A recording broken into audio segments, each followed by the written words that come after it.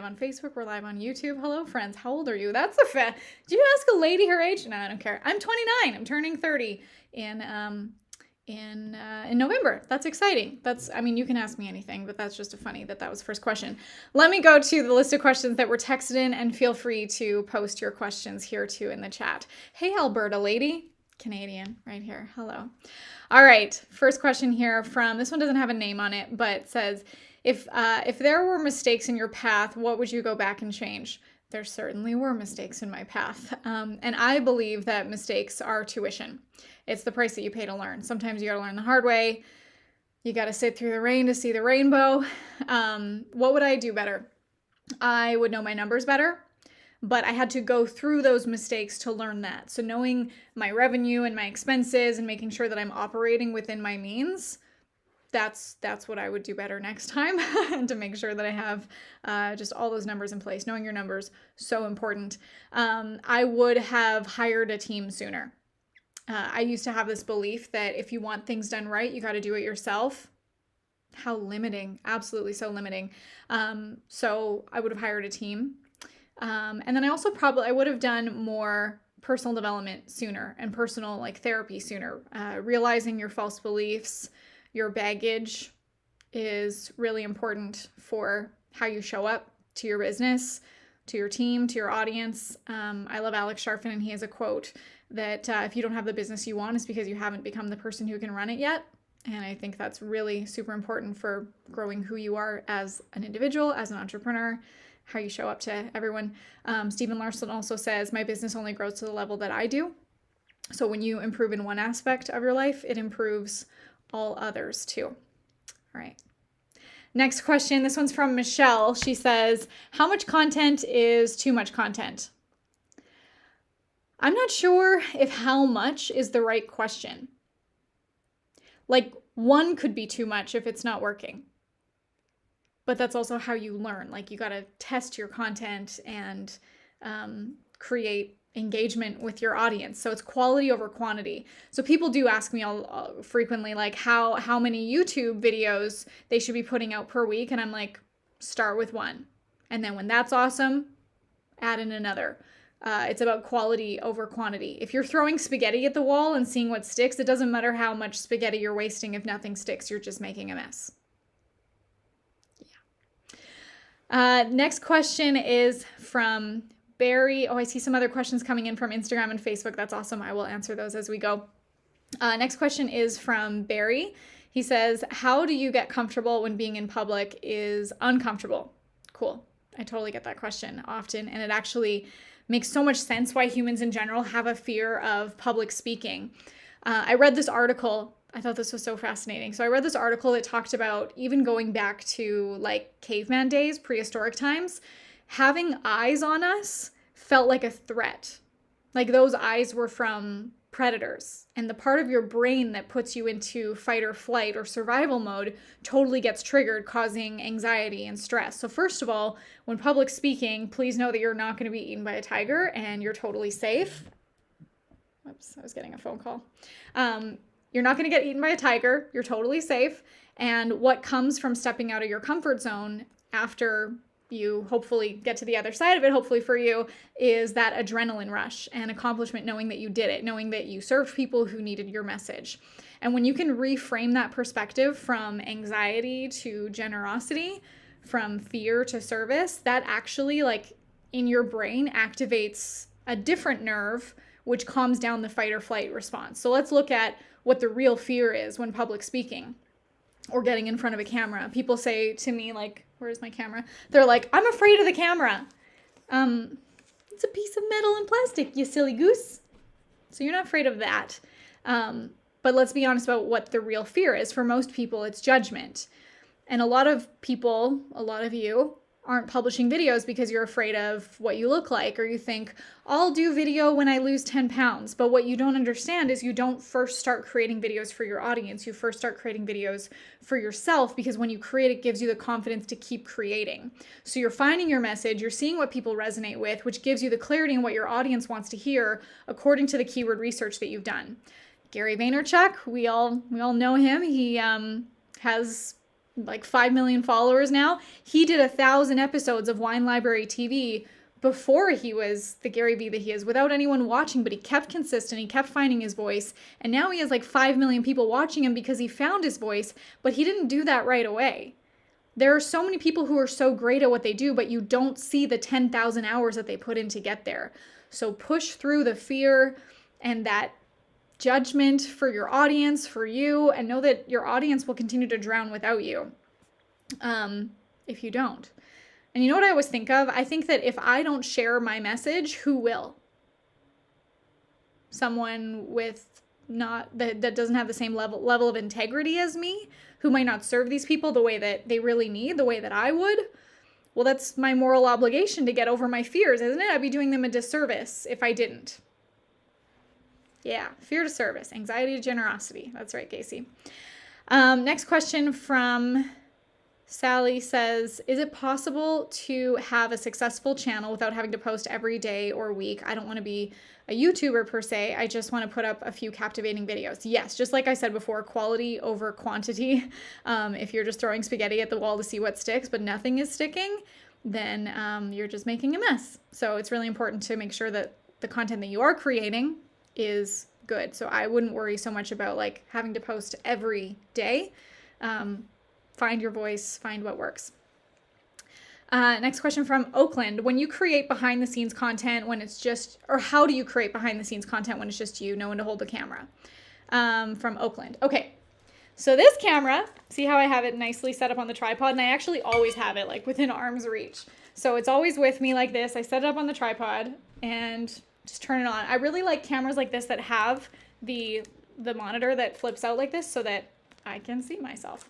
So I can set it up even from the other side of the room, hit record, and even if I'm just getting B-roll, like I can, hit record and then that's the magic of editing. I don't need to have someone behind the camera pointing it at me because I've set it up on the tripod like that. I'll even do like documenting kind of content. If you guys follow me on Instagram, which if you're watching on Instagram here, hello. One of the things that I do is I'll set up my camera and I'll just have it like film me sometimes when I'm in a call or in a podcast interview or something. And then after I will go back and I'll cut like one of the most important or interesting segments from that. And I'll put it on my Instagram stories and it'll be like a work with me kind of segment. Hey, here's something that happened that was interesting. And you get to see so you don't need to have a videographer or someone following you around. Like I know a lot of people after they saw Gary Vaynerchuk and he has D-Rock, his videographer that's with him 24/7. Of course, he has more videographers too now. But people were like, oh, I just need to hire a videographer to follow me 24/7. Having a videographer isn't a video strategy. Like they'll be able to capture content, but that's not creating content. That's not your video strategy. So creating that behind the scenes content is really just about having your camera, turning it on, saying your message to the right people. So just a tripod really helps. You make videos for yourself? Yep, totally. Hey, Varric. Okay, next question from Maria. She says, can a value ladder work for any type of business? Yes. In my Massive Visibility Masterclass that I did, was that like last week now? Time is just going by so fast. I gave the example of a plumbing company. I like drew out a potential value ladder for a plumbing company. I also drew out a value ladder for McDonald's. So McDonald's from the bottom tier to the top tier, like they have a value ladder. Give me your business, I will give you a value ladder. I can't imagine not having opportunities to serve your audience at different levels unless you just decide not to. So there's absolutely, every business can and should have a value ladder. I'm getting so many more comments. We're gonna go for a while. This is gonna be fun. Should I do AMAs more often? I have fun with them, so I'm happy to do them. And I will get to the questions. Just keep putting them in and I'll get to them. Kenneth says, what's your favorite platform besides YouTube? Instagram, specifically Instagram stories. It's where I just document and I have a lot of fun with it. And I test my stand-up comedy. I'm not actually a stand-up comedian, but I just try to be funny. And that's where I like to play. I feel like Instagram stories are my playground. So it's fun. Tasha says, do you have a favorite scheduler service for after your content is created and batched? We use a lot of Facebook's tool, just Creator Studio. And we use that for Facebook and Instagram. And then I'll also use Hootsuite. Hootsuite can also schedule to anything, to Facebook, to Instagram, to LinkedIn. So we use Hootsuite and Facebook Creator Studio. Hope I say this name right. Mamta? What if you feel like you're not interesting enough to create behind the scenes content? And I actually think I just saw a comment here from Amy Jones. She said, hey, so if your life is super boring, how do you get the behind the scenes? It's not boring. I promise you, there's always something interesting. You can find content ideas all around you. Like when I first started as a social media manager back in 2016, I started with dental. I started with plumbing. Those were my 2 first clients.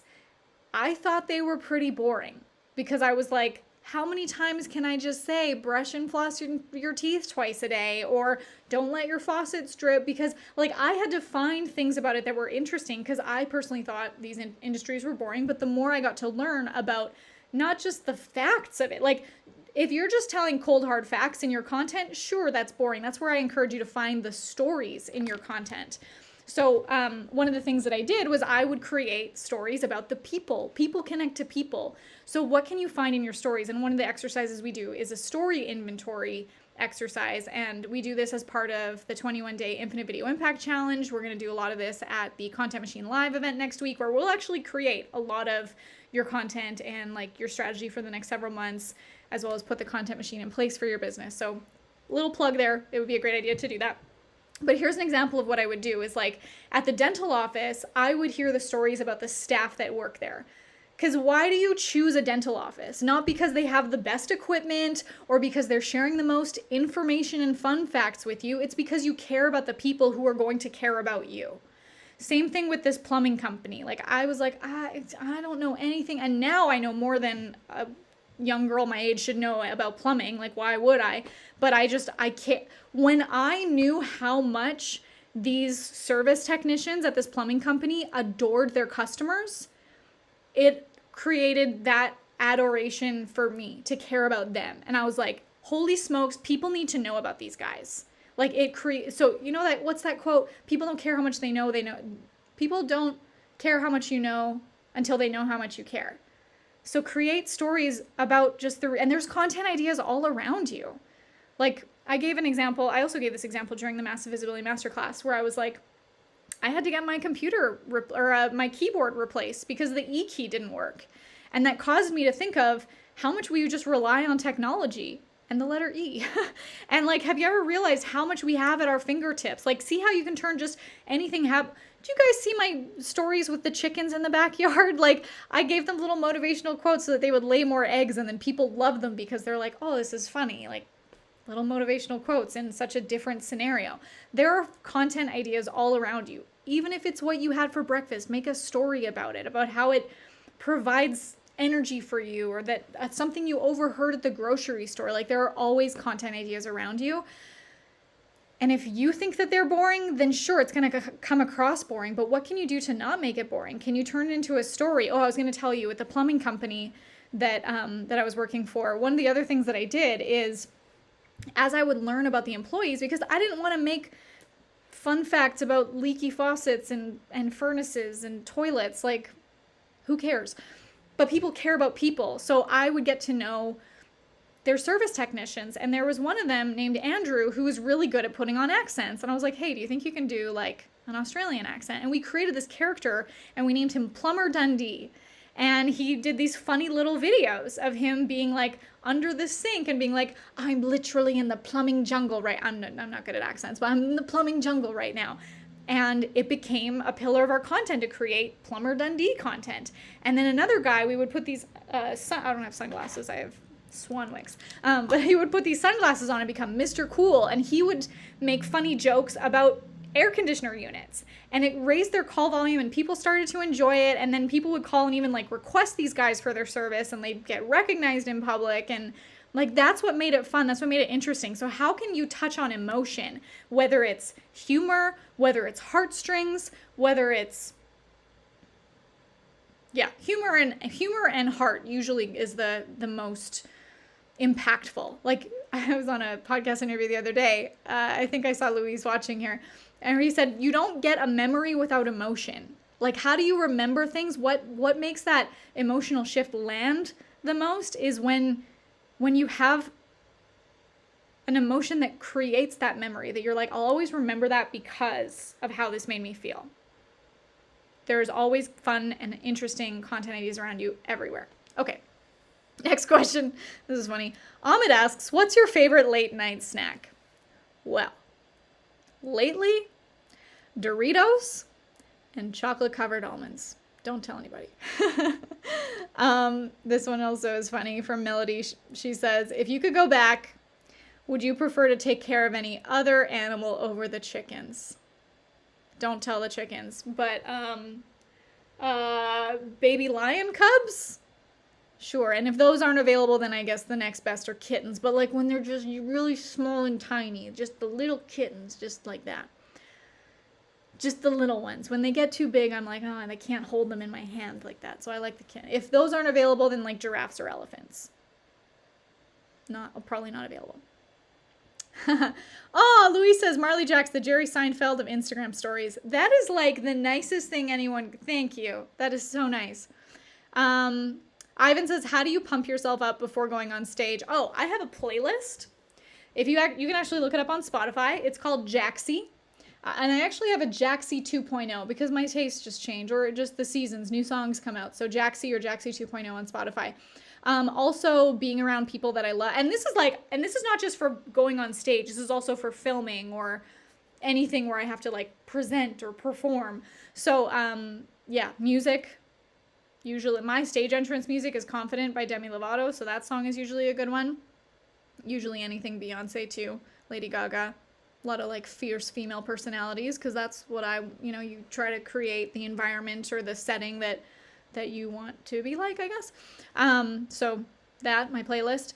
Being around people that I love. So my best friend Nikki is usually with me, or Ayelet. If you guys have seen Ayelet in my content, she's actually flying to Boise next week to be with me during Content Machine Live. That'll be fun. So yeah, your environment is important. And the other, like, more important than anything is to think of who you're speaking to and get really excited about that. Like if I just look at my schedule and I'm like, oh, I have calls back to back, like, ugh, whatever. But if I'm like, oh my gosh, I get to talk to Moses, I get to talk to Natalia, I get to talk to Trey, like I get excited about who I'm speaking to, because then that creates purpose or like connection. So if you just think that you're speaking to a huge audience, sure, that's overwhelming. But when you realize the individuals and like the lives you're going to touch and what the ripple effect it's going to create for them, even if you're just speaking to one person, it makes all the difference. Rashad says, how important is having a network when you're doing online business? Oh, so important. Your network is your net worth. And it's not just about connections or referrals to clients. It's about encouragement, growth, personal development, what you learn from one another by learning from their experiences or from their mistakes. Like I hire mentors based on what they've been able to accomplish and what they've learned so that I can learn from them. Like that's the definition of standing on the shoulders of giants, so that I can take a shortcut. Like there are no shortcuts. The best shortcut is to hire mentors who have done it that can show you the path. So I know you said network, but it's mentors, it's your peers, it's the people around you. I fully believe in the saying that you are the average of the 5 people you are closest with, because they're going to influence your space, they're going to influence your thoughts. And if they're not good influences, then change your surroundings. Janine says, how long should you test an offer so it converts and you earn income before you reposition or change the messaging? So I would say that it depends on how you're testing it and the frequency. Like it's not necessarily a one size fits all. Like, are you testing on Facebook ads? Like how much are you spending? Are you speaking to the right? Yeah, there's a lot of things that you can tweak. And along the way, it's what can you, like it's tweaking consistently, not like waiting for a month and then making a tweak. Like give it a couple days, tweak, give it a couple days, tweak, give it like, so for example, when I was doing webinars every week, it didn't work the first week. And I'm like, okay, do I need to change do I need to change the demographic? Do I need to change the time of the webinar? Do I need to change the title of the webinar? Do I need to change one of my stories? Do I need to change the pitch? Like there's multiple things that you can be tweaking along the way. So you have to look at what can you tweak along the way. So I wouldn't just like test it, throw it out there and be like, it's not working. like constantly be looking at what you can tweak. So I'd be asking, how often are you hitting up your audience too? And also, is it a warm audience? Is it a cold audience? And you're also going to find results shift as you switch from a warm to a cold audience. Like what am I trying to say? You can launch something to a warm audience and it go great because your audience loves you and they don't need as much nurturing or even explanation for, hey, this is, like, it could be a warm market message, which makes it convert really well. But for people that are cold, they might be like, well, I don't know what this is. Like, why would I buy it? So for example, for people that follow ClickFunnels, we call ourselves funnel hackers. If I see an awesome shirt that says like whatever funnel hacker on it, I'd be like, awesome. I identify as a funnel hacker. I want that shirt. Do you think that someone who has no idea what a funnel hacker is would want that shirt? For any funnel hackers watching, like, how many of you go to the airport? I get this all the time at the airport. What is a funnel hacker? Like, they think of the physical funnel that you use like in the kitchen or whatever. So they don't know, why would they buy that? It's a warm market message in that sense. So same thing with your product. Have you educated the market enough to need your product? Are they problem aware? Are they solution aware? There's lots of different questions that you could be asking when it comes to, is this a viable product? So I would be constantly tweaking, because you're saying, how long should you test your offer before it converts, before you reposition or change the messaging? I would be repositioning and changing the messaging pretty frequently if it wasn't converting. If it's converting a little bit, then I'd be like, what worked about that? What didn't work? And also along the way, asking your audience, hey, you came to this webinar, can I get your feedback? Or why didn't you buy? Was it money? Was it time? Was it something that doesn't resonate with you? Do you feel like you didn't need it? Lots of different things that it could be. All right, let's see more questions in here. Hello, Instagram. Feel free to drop any cues that I can A. Let's see the questions that I'm getting on Facebook. Let me start from the top. How did you get started? I have a lot of videos on that. It would be a very long story. I used to be, but I'll give you the short version. I used to work in radio and television and event management, and I always loved entertainment. I always loved being an entertainer. But then I eventually went to something that was a little bit more predictable. I also, there's a lot of egos in that industry, and I loved it, but I also have a little sensitive heart. So I went to dental, but then found myself bored because cleaning teeth all day isn't very creative, and I'm a very creative person. But then what I found myself doing was telling stories all day. Hello. And from those stories, I became a good storyteller, and then I was also bored during the day at the dental office, so I started doing their social media just for fun, and I was good at it. And then their IT guy was like, can I refer you to some of my other clients to help them with their social media? Well, next thing I know, he's referred me to all of his clients. Bada bing, bada boom, I had a business by accident. It wasn't an overnight success for sure, but it was learning and it was opportunity, and I wanted to take that opportunity, so I learned how to do social media well. And I started making videos for myself so that I could get more social media clients, and those started to take off really well. And then I started making videos for my clients to help them get more clients, and then that took off. How long are you working? How long have you been working? I started my business in 2016, if that's what you're asking. How many people do you have on your team? What is the number now? I think we have close to 15. Some are full-time, some are part-time, some are contractors though. So I think full-time is about 9 full-time. Casey says, fear to service, anxiety, generosity. Interesting. So glad. Ask me anything. How does it feel to know that in my view, you are the spitting image of Gal Gadot, the lady who plays Wonder Woman? I love her. And that is so nice of you to say. I just need like dark hair. Maybe, I don't know, maybe one day I'll go to dark hair. I think she's so stunning. Jessica, hello. What is the best way to build a list?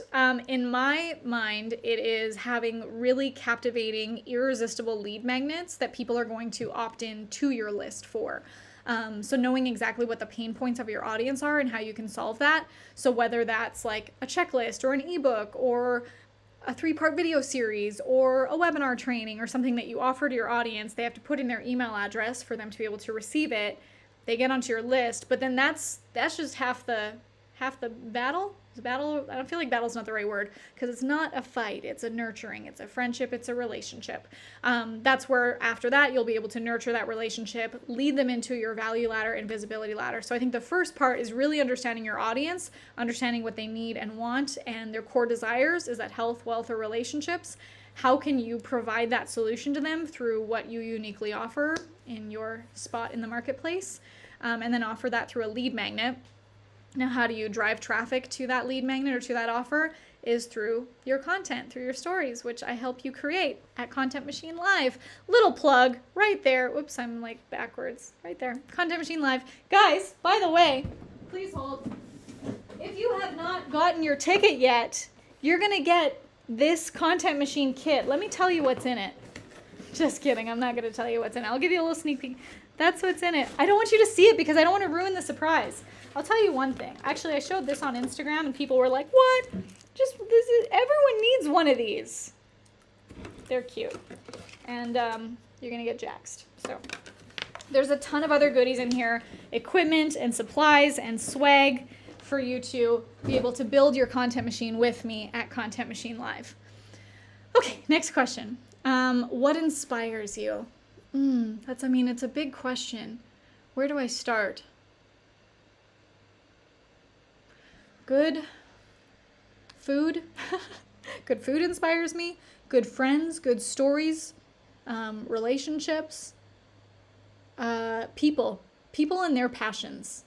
It's so funny when I get on calls with clients or just strategy calls and they tell me about their business and I don't know anything about, I have clients in all different industries.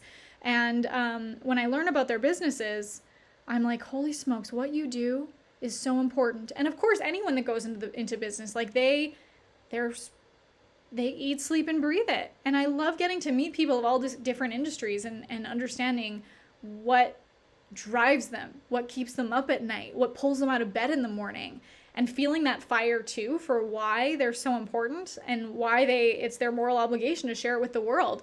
And so as much as I teach marketing and how to get your message out there, I also think a bigger part of that in my purpose is helping to build the people that build the businesses that change the world. That's what inspires me. Greetings from Peru. I just started to know your content. It seems fabulous. Thank you so much. Fit Mugo, hopefully I'm saying that right, says I've just been recording with my phone. Perfect. A lot of times people will ask me, what kind of camera should I film on? Or what video editing software should I use? And my answer is always the one you have. Keep it simple. You don't need to spend and invest and create, eventually, if you want to, but you don't have to. Start with what you have. These iPhones, hello. I filmed with my iPhone stacked on books on a chair with a lamp with no lampshade for the longest time. And then eventually I upgraded to natural light instead of the lamp with no lampshade. I'm in front of a window right now. This is my only lighting right here. And then I got this camera, which I still have. This camera is from 2016. I think I actually got it for Christmas, but if I paid for it, it would have been $400. I have sure gotten my gotten my use out of it. Just discovered you on Instagram. Awesome, so glad. Vamsi, hi friend, says, how different should the calls to action be when you're doing something like a Facebook or an Instagram live versus a YouTube video? They don't have to be different. The most important thing is just that it converts, that it lands, that it's compelling, that you're giving people a reason why they should click the link. If you're just saying, hey, click the link for me to give you some stuff, I'm not interested. You got to think of it like you're enticing people, that you want them to invest in you. And it's not investing financially, it's also investing emotionally. Why is this worth my time? My time is my most important non-renewable resource. My inbox is sacred space. I'm not just going to let anyone start sending me emails, and you better believe that I'm going to hit unsubscribe if they do.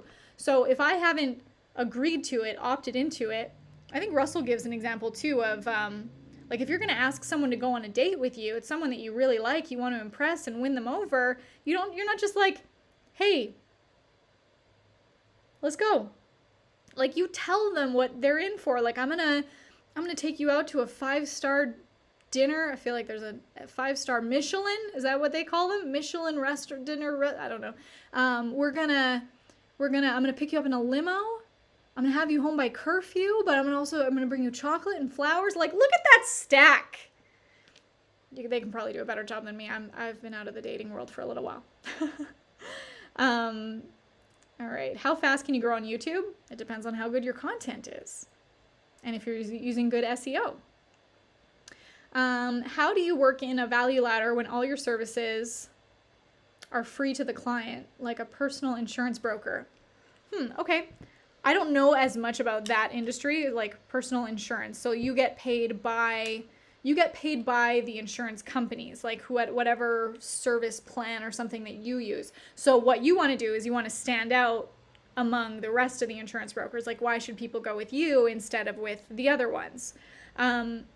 So, and also the services are more, like you said, fitted to what the companies provide. Okay, so insurance broker, is there a way that you can like bundle things for them? Because for me, I'm like, I want it to be convenient.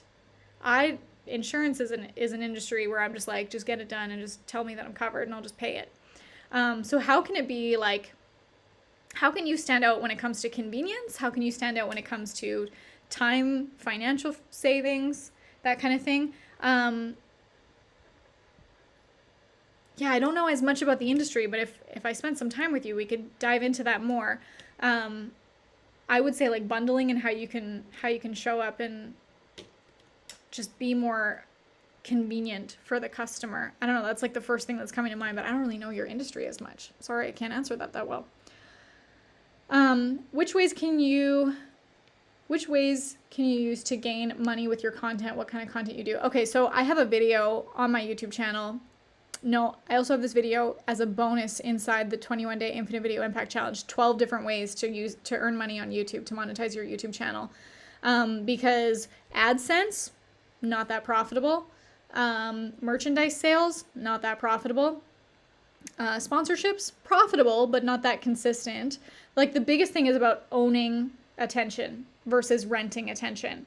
So we kind of talked a little bit about building your list, having a value ladder, ascending your audience up your value ladder and visibility ladder, and continuing to offer them your products, your services, launching things to them. And where did I hear this recently? I think Russell talked about it. I've learned so much from Russell, so I quote him all the time. Your audience either stops buying from you when you stop offering them things or when you offend them. So don't offend them. Continue to nurture that relationship. Don't ghost on them. And you can always be offering them new things, but also through your value ladder and visibility ladder, you're creating content to keep nurturing them and giving them value so that when it does come time that you're offering them a product or service or something that you're launching, it's an easier decision for them. How long did you only do done for you until you switched to coaching and courses? I'm struggling with this as I keep getting people suggesting it. Are people suggesting to you to do coaching and courses, or they're suggesting to you to do done for you? It's totally a personal preference. Like, there are some people that they do really well off of their agencies and their services. And if that's what you want to hone in on and own, totally, by all means, like, own it. It would be amazing for you. But you can also have more flexibility and freedom and be able to reach a bigger audience if you also have coaching and courses, and if you can provide the service or the solution in a do-it-yourself or a done-with-you program. Like, a lot of value ladders can be a DIY, DWI, or DFY, do-it-yourself, done-with-you, done-for-you. So basically like a course, a coaching, or a service. So for me, I had my service from 2006, and I still do. I still have it now, but I switched to also courses. I started my business in 2016. And 2018, I started creating courses. And I think it was the best thing because now I can reach more people, and also having those different steps in my value ladder, it ascends people into different levels. So when people just come to me and they're like, hey, I want your service, if they're not ready for it, meaning like they're not ready for it in terms of the resources they have in their business, that they're not established to the place where we need them to be for our service to be successful, I can just turn them away and someone else can serve them, or I can provide the courses or the coaching to be able to bring them up to that level. So if someone comes to me and they're like, I'm like, hey, we'd love to help you with our done for you service. What are your lead magnets? I don't have any. Okay, sorry. Or I can be like, let me help you build your lead magnets and build your content structure and create your 6 months of content in 3 days. Like, if I have the opportunity to help them at a different level, I'm still giving them the same solution that they need, but at a different price point and a different investment. And I don't mean investment financially, yes, but it's also a time investment. At every level of the value ladder, they might be paying more, but they're spending less time on it because I'm either doing it for them or helping them with it. So if they have all the time to be able to invest in it, but don't have as much money, you can buy the course, you can DIY. If you are in the middle that you're like, I don't want to invest all the way and I still have some things I'm willing to put in the time and hire someone to help me with it, that can be like a DW, I do it done with you. It helps ascend people to where they need to be, both financially and in terms of resources. I do a Facebook Live every day, and I've noticed that more and more people are liking my page. Yay! I'm a personal trainer, and I specialize in moms with kids. It's even working on pages where I cross-post to. Is this normal? Yes. Like, if you're creating content and people are liking it and following your page, you are succeeding. Is that the question? I'm not sure if I'm missing something. That's a good thing. I would celebrate that. Jojo, hello Jojo. She says, where do you find stories that are relatable? If it's your life, it's likely relatable. Like, you're living it. And you're not alone in what you're experiencing. If you think of like even a story you overhear at the grocery store and how you can tie that back into the underlying message of what it is that you do or that you teach or that you serve. I mean, I was talking to a woman the other day, we were doing a Facebook Live, and she was talking about what she's going through right now with her kids and having to homeschool them, and how now homeschooling, she was able to inject some like entrepreneurship lessons into the lessons that they're doing in homeschool. Like, it was cool how she was able to take, this was frustrating this morning, that trying to get technology working, and I'm trying to run my business and my kids are trying to get up and running with Zoom and their teachers. And in the meantime, like, we had a really good laugh and it was a good lesson about XYZ, like just your regular day-to-day life stories. Totally. And even just if you're also looking for examples of stories that are relatable, like, look to who you listen to, who you watch, the stories that they share that make you go, oh yeah. Like, anytime you can get your audience nodding their heads, they're qualifying themselves as, yes, I relate to you. And then they qualify themselves as someone who may be potentially interested in entering your value ladder when they enter their email addresses. And then they qualify themselves when they raise their credit card for your first front end offer. And then from there, you're able to ascend them up the next steps of the value ladder. Look at this. Someone just said, my D key on my keyboard doesn't work either. See, relatable. How many of you had a broken keyboard that one of your letters didn't work and you were like, oh my gosh, how did I ever live without that letter? It's a funny little tidbit. It took me 20 seconds to say, and someone was like, me too. Qualified. Amy says, how do you get more PR opportunities and speaking engagements? Honestly, ask for them. If you ever, like, you could just make a Facebook status and be like, hey, I'm opening up my schedule to take on more podcast interviews. If anyone has a podcast and would like me to bring value to your audience about insert your topic of expertise, I would love to. Please comment or below or direct message me. Guys, like, write that out word for word and make that your Facebook status tonight, and then message me and let me know how well that went for you. You can also get more by also giving more. Like, have people come onto your podcast and then say, hey, do you want to do a trade? Like, I'd love to have you provide value to my audience on my podcast, and if I can return the favor and come on yours, like, exchange. That'd be great. You can also hire PR agencies. I've had some really great ones, actually. Just reminded me I needed to refer someone to her. Jennifer says, how'd you get such an awesome team? That came right from my assistant, Jennifer. She's the best. I love my team. Honestly, I really do. How did I get such an awesome team? I would first thank Alex Sharfin for teaching me how to be the leader that I needed to be able to find the right people. And I've definitely learned my lessons along the way. Like, I'm not perfect, but I've definitely grown. Douglas, hello. What would you say was your big break in your business? Speaking at FHL. That was my dream. The year before, I actually have a video of myself at Funnel Hacking Live pointing at the stage saying, I'm going to be on that stage next year. And I actually showed that at the beginning of my presentation, saying last year I stood in front of that stage, pointed up at the stage and said, next year I'm going to be on that stage. And I was. It was so cool.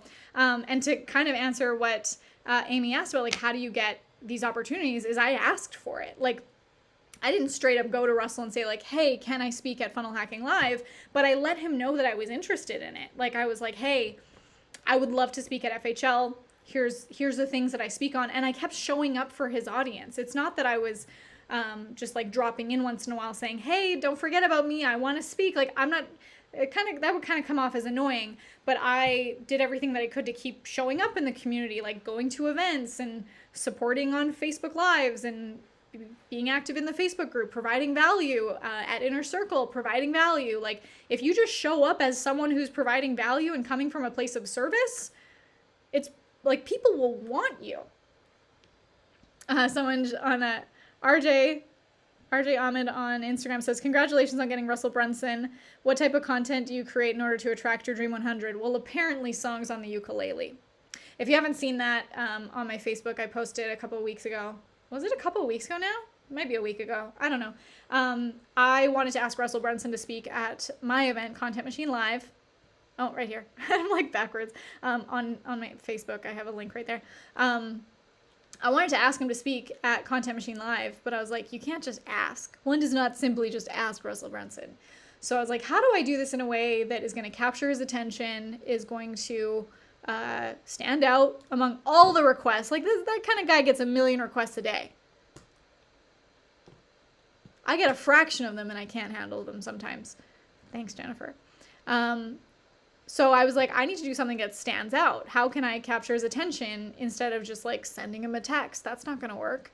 So the first thing that came to mind was rap. I was like, how can I like rap him a song? So I actually created 2 videos. The first one I posted was a song on the ukulele. The second one was a rap. The rap was the first one that I came up with though, but I had the ukulele song and video ready first. So I posted that one first, and that's how I asked him. If you have a Dream 100 list and you're trying to attract the attention of someone, you just got to do things that stand out, and be also kind and generous to the people that matter to them too, not just them. Hopefully I entertained you guys and it stood out. I hope. Are you using Zoom for your event or service where you're in a studio with a bunch of screens? I will be in a studio. I will have lots of screens. We will have an awesome backdrop and dry ice and fog machines and confetti. I don't know about that part. I kind of made that up, but it's going to be great. Oh, Chad Mart says, oh my God, you're so annoying. Hi. I'm not sure why you're here, but thank you. I'm not for you. That's fine. Douglas says, you're so young compared to me. So do you see yourself somewhere else later in life? Other ambitions for another career one day? Yeah, definitely. Can it in min boot, Chad, please? Yeah, that's fine. Yeah, I see my career evolving. I think I'll still be somewhere in the marketing space. I just love it, and it's always going to continue to grow, and I want to continue to grow with it. But I see myself doing some more things in entertainment, performing, writing things that have nothing to do with marketing. In the last few months, I started writing poetry, and I think there will be a poems book in my future that has nothing to do with business. And I want to share some of my story. A lot of stuff has happened to me this year, and I think it's created a lot of good content to share, like the personal development journey that I went on, and hopefully inspire other people to go through theirs. Hi, Sarah. Great to see you too. Sarah says, I'm starting to run Facebook ads and love them. What do you think of adding YouTube ads to the paid media portfolio? Yeah, if you can, like, YouTube ads are a very sought after service, and I feel like it's not one, like, if someone were to ask me who's the go-to for YouTube ads, I know one person. We need other experts in this space, so if you can get it and own it, please do. That would be awesome. Chad, why are you still here? Go away. How long does it take to find awesome team members? Also from a member of my team. Depends on oh man. awesome ones, it can take a while. So we actually, I also heard a quote, hire slow, fire fast. Luckily, we haven't had to fire too many people because we have a very strict and intentional process for hiring people. They go through a pretty rigorous application process, and that's really important because our company culture is so important. If we bring someone in that doesn't match the company culture, it's felt among every member of the team, and every member that we have of our team is so important that if one person was like, I don't know, jolted by another, it wouldn't be a good fit. So we go through a hiring process where they fill out a questionnaire, a type form, where it's basically the questions that you would ask in a first interview to get to know more about their personality and, you know, what they like and how they'd respond in certain situations, a little bit about their background. We get them to fill out a DISC assessment so that we know more about their personality and what drives them. And then they go through a test assignment. If they do that test assignment well, then we'll have another interview with them and another member, maybe some other members of the team, to see how they kind of chat together, what their communication is like. Then we'll have them do another test assignment. And then after that, usually at that point, that shows us everything we need to know about the culture, like what they would contribute to the culture of the team, their communication, as well as also the test assignments show us more of their skills, their ability to follow instructions, their ability to be creative. Because also one of the things that we'll do during a test assignment is we will specifically not give them a detail. Like, let's say if I was hiring for an assistant or something, and I was like, hey, I need you to create my travel itinerary. Maybe I would leave out a location or a time frame or a date or something to see, will they find the information on their own or will they ask?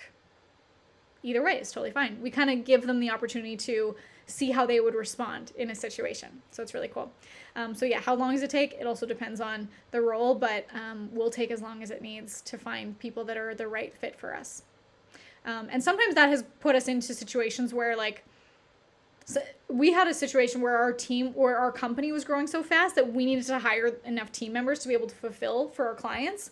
And what we did in that situation is we would put new clients on a wait list to be like, hey, we'll start with your service in 2 weeks, just to make sure that we could fulfill. I don't want to overpromise and underdeliver. That is the opposite of what I want to do. RJ says, your ukulele song sat in my mind with that insane rhyme. That was awesome. I am so glad. Thank you. Dwayne says, how and why did you end up in Idaho? You ready for a story? Not on purpose. Oh, hi, Heather. Okay, I haven't told this story publicly. You ready? Exclusive. At the beginning of quarantine, I was in a relationship with someone.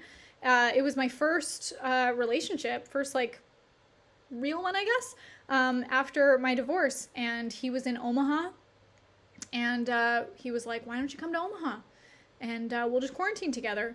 And I was like, sure, sounds great. But the relationship didn't work out. So, and it's fine. Things don't work out. But instead of going home to Canada, I had some emotions, didn't want to be alone after this breakup. So I went to Idaho, where some of my best friends are. And so I moved in with my best friend. She and her family took me in. And I came here I came here in April. So what is it? It's September, April, May, June, July, August, September. I've been here for 6 months by accident. And thankfully, thank God to Nikki and her family for taking me in for 6 months. It's been fun. So yeah, that's what I accidentally came to Idaho. I did not plan on it. I thought that I was going to Omaha to be in a relationship, and then it didn't work out. And I'm like, you know, when things don't work out, sometimes it's a really good thing because it brought me here. I wouldn't have come here on my own. And I love Boise. And it's like, this is the environment I need to be in. These are the people I need to be around. So I'm really glad that life turned that way. I mean, of course, like, no, this pandemic is not something that I would wish on anybody, but the circumstances brought me to the States and then brought me to Idaho, and I've been super happy to be here. Edmund says, content is always my problem. It seems to be very hard for me to find content and write a blog and also service my clients. Well, Edmund, I am sorry that seems to be difficult for you. I would love for you to watch my videos, or if you want to join one of my challenges, and if that could support you in any way, I would love to help you with that. Ashley says, what is the going rate for a done-for-you social media manager for all platforms? How many platforms? Because if you say all platforms, like there's a ton of platforms. Let's just say the basics, like Facebook, Instagram, Twitter. Do people use Twitter? I don't use Twitter. Like, I mean, I know people use Twitter. I just don't use Twitter as much. LinkedIn, Pinterest, like how many platforms are you talking? And it's also depending on like how much content are you creating for them? How frequently are you posting for them? I would recommend having like tiers. Maybe you start at like $1,000 for like 1 or 2 platforms. Maybe it's $1,500 to $2,000 for 3 to 4 platforms. Above if you're including video, above if you're including Facebook ads, above if you're including funnels. Like it totally depends on the the quality, but also what's included in those services. When I was a social media manager, my services started at $1,000, like $1,000 a month, because I also wanted to be able to. I wanted to be able to give my best to my clients, and I also wanted to be able to have the resources to hire a team so that I could give my best to my clients. And I think I might have been on the higher end of things, but I also knew the quality that I provided was fully worth it. Matt says, hey Marley, do you like to be a blonde or brunette, and why? Yes, I do. Is that an answer? This is the blondest I've ever been. I didn't want it to be this blonde, but it happened. So I like to be in between this. How much money do you make monthly from YouTube ads? I don't make money from YouTube ads. I don't think that's, no, I do make, but I don't pay attention to it. So like maybe a couple $100. I was getting a phone call.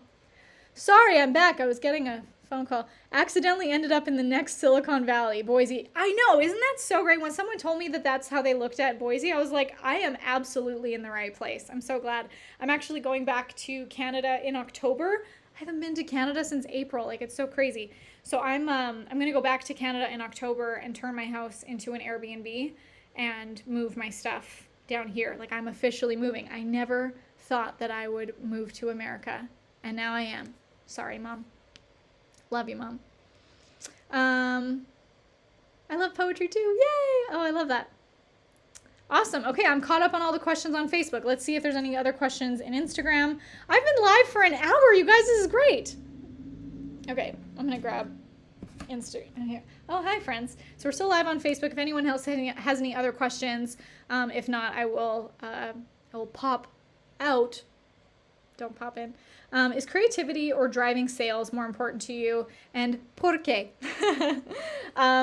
Let's see. Can you guys hear me still here? Is creativity or driving sales more important to you? I like that you asked that question, because creativity is so important to me, but also how can you continue to fund your creative pursuits if you don't have sales? So for me, it's important. Okay, let me maybe reframe or reposition it, is that I want to be creative in whatever the pursuit, whatever the business is that I have that creates those sales for me. Like, I could not be in a dead-end job. I could not be in something long-term that was just draining on me. Like, being a dental hygienist, I found ways to make it creative by telling stories to my patients throughout the day, by doing the social media at the dental office, by taking, one of my favorite things to do was to do the hygiene appointments for the kids. Like, I loved working with kids. And one of the things that I would do is I would tell them stories, or when I had to like place sealants on their teeth, I'd be like, okay, who's your favorite Star Wars character? Okay, you want I'm going to draw a stormtrooper on your teeth. Okay, hold still. Like, I would just make it fun. So that was my way of being creative. And I love that you asked that. Creativity is so, if I didn't have a business where I could be creative, I don't know if I would run that business for very long. That's really important to me.